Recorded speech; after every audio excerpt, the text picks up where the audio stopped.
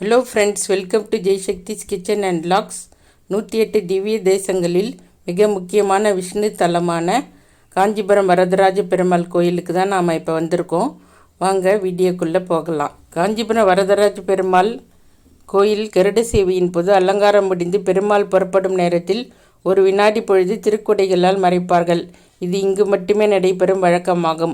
இதற்கு ஒரு வினாடி தரிசனம் என்று பெயர். இதற்கு காரணம், முற்காலத்தில் சோளிங்கர் நகரில் வாழ்ந்த தொட்டாச்சாரியார் என்ற விஷ்ணு பக்தர் காஞ்சியில் நடைபெறும் அனைத்து சேவைகளையும் தவறாது தரிசிப்பதை வழக்கமாக வச்சிருந்தார். அவரால் ஒரு முறை காஞ்சிபுரம் கருட சேவைக்கு வர முடியல. அதனால் மனம் வேதனையுற்ற அவர் சோளிங்கரில் இருந்தபடியே பெருமாளை பிரார்த்திக்கிறாரு. தன்னுடைய பக்தனுக்காக பெருமாள் மனம் இறங்கி சோளிங்கரில் அவருக்கு கருட தரிசனம் தரார். அதனை கருத்தில் கொண்டே இன்றைக்கும் கருட சேவை நடக்கிறது. திருக்குடைகளால் ஒரு பொழுது கருட சேவை நடக்கும் அந்த சமயத்தில் திருக்குடைகளால் ஒரு வினாடி பொழுது மறைக்கிறார்கள். ராபர்ட் கிளைவ் என்ற ஆங்கிலேய அதிகாரி இந்தியாவில் பிரிட்டிஷ் ஆட்சி உருவாக்க காரணமாக இருந்தார். அவர் காஞ்சிபுரத்தில் ஒரு சமயம் வரதராஜ பெருமாள் கருட சேவை நடக்கும்போது ரொம்ப ஆணவமாக நடந்துக்கிட்டார். அவரோட ஆணவத்தை பெருமாள் நீக்கினார். அதுவும் ஒரு சுவையான நிகழ்வாகும். அது என்னன்னு பார்க்கலாம்.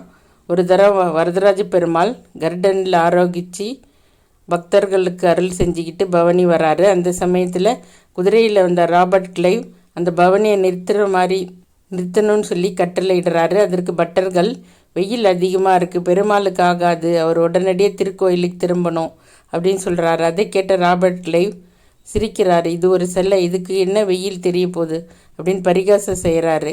கோபம் கொண்ட பட்டர் என்ன செய்கிறாருன்னா, அவர்கிட்டேருந்து ஒரு துணியை வாங்கி பெருமாளோட திருமேனியை ஒத்தி எடுக்கிறாரு. அப்படியே அந்த துணி சொதன்னு நனைஞ்சி வேர்வையால் நனைஞ்சி இருக்குது. அதை தொட்டு பார்க்குற ராபர்ட் கிளைவுக்கு அப்படியே மின்னல் தாக்கின மாதிரி இருந்துச்சு. உடனே அவனது மனசு மாறிடுச்சு. அவன் அதுலேருந்து பெருமாளோடைய பக்தனாக மாறிட்டான். பெருமாளுக்கு ஒரு விலை உயர்ந்த மகர கண்டிகையை சமர்ப்பணமாக கொடுக்குறாரு. அந்த மகர கண்டிகை இன்றைக்கும் பெருமாளுக்கு சிறப்பு நாட்களில் அணிவிக்கிறாங்க. காஞ்சிபுரம் வரதராஜ பெருமாள் கோயிலில் தங்கபல்லி வெள்ளி பல்லி தரிசனம் இன்னொரு சிறப்பாக அமைஞ்சிருக்கு. அதுக்கு என்ன காரணம்னு பார்க்கலாம். சிருங்கேரி பேரர் அப்படின்னு ஒருத்தர் இருந்தார். அவர் கொங்கண தேசத்தில் இருந்தார். அவருக்கு ஹேமன் மற்றும் சுக்லன் அப்படின்னு 2 மகன்கள் இருந்தாங்க. 2 பேரும் கௌதம முனிவர்கிட்ட வேதம் கற்றுக்கிட்டு இருந்தாங்க. அவங்களோட அன்னாட வேலை என்னன்னா, முனிவர் பூஜை செய்யும்போது அந்த பூஜைக்கு தேவையான தண்ணீரை கொண்டு வர்றது, யாகத்துக்கு தேவையான குச்சிகளை கொண்டு வந்து தருவதுமா இருந்தது. ஒரு சமயம் அவங்க 2 பேரும் பூஜைக்கு கொண்டு வந்த தண்ணீரில் பல்லிகள் இருந்தது. அதை பார்த்தவொடனே அந்த முனிவருக்கு கோபம் 2 பேரையும் பல்லியாக மாறுற மாதிரி சாபம் விட்டுறாரு.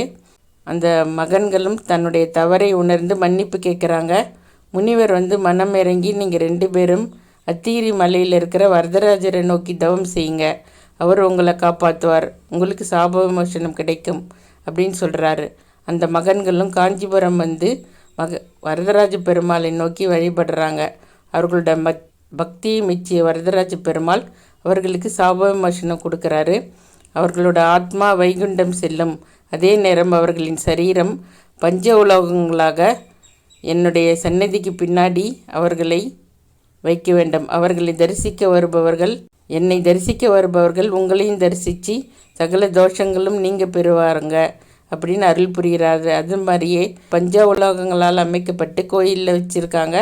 அதில் ஒன்று தங்க முலாம் பூசப்பட்டு மற்றொன்று வெள்ளி முலாம் பூசப்பட்டு வச்சுருக்காங்க.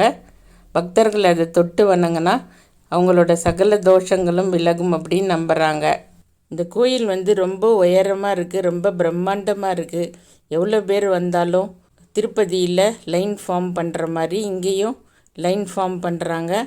எல்லாருமே ஒரு வரிசையில் ஒழுங்காக நின்று, அடுத்தது நம்ம தாயார் சன்னதிக்கு தான் போக போகிறோம். நாங்கள் பங்குனி உத்திரம் முடிஞ்ச அடுத்த நாள் நாங்கள் வரதராஜர் பெருமாள் கோயிலுக்கு போயிருந்தோம். அதனால் பெருமாளோட உற்சவர் சிலையும் தாயார் சன்னதிக்கு கொண்டு வந்திருந்தாங்க. வரதராஜ பெருமாள் கோயிலில் பிரம்மாண்டமான கொடிமரம் ஒன்று உள்ளது. இது 16ஆம் நூற்றாண்டில் விஜயநகர பேரரசு காலத்தில் நிறுவப்பட்டது.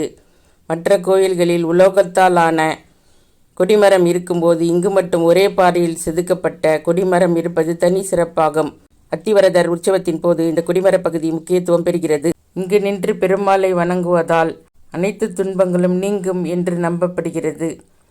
இது ஸ்ரீரங்கம் மற்றும் திருப்பதிக்கு அடுத்தபடியான முக்கியமான வைணவ தலமாக கருதப்படுகிறது. வரதராஜ பெருமாள் கோயிலில் சிற்ப மண்டபம் ஒன்று உள்ளது. அதை 100 கால் மண்டபம் என்று கூறுகிறார்கள். விஜயநகர பேரரசு காலத்தில், அதாவது 16ஆம் நூற்றாண்டு காலத்தின் மிகச்சிறந்த கலைப்படைப்பாகும். ஒற்றைக்கல்லில் செதுக்கப்பட்ட சங்கிலிகள், யாழி சிற்பங்கள், இராமாயண காட்சிகள் மற்றும் 108 விஷ்ணு வடிவங்கள் இங்குள்ள தூண்களில் கலைநயத்துடன் செதுக்கப்பட்டுள்ளன. இங்குள்ள தூண்களில் நடனமாடும் மங்கையர், போர் வீரர்கள் மற்றும் புராண கதைகள் தத்ரூபமாக செதுக்கப்பட்டுள்ளன. கல் சங்கிலி மற்றும் யாழி சிற்பம் ஆகியவை இக்கோவிலின் முக்கிய சிறப்பம்சங்களாகும். இங்கு 8:30 மணி முதல் இந்த மண்டபத்தை பார்வையிடலாம். இந்த 100 கால் மண்டபத்தை ரசிக்க நுழைவு கட்டணம் 15 ரூபாய் வசூலிக்கப்படுகிறது. வீடியோ எடுப்பதற்கும் சேர்த்து 15 ரூபாய் வசூலிக்கிறார்கள். இந்த சிற்பக்கலை மண்டபத்தின் பின்னால் அனந்தசரஸ் குளம் அமைந்துள்ளது. இந்த குளத்தில்தான் 10 அடி நீளமுள்ள மூலவர் சிலையான அத்திவரதர் சிலை ஒரு மண்டபத்தின் அடியில் நீருக்கு அடியில் வைக்கப்பட்டுள்ளது.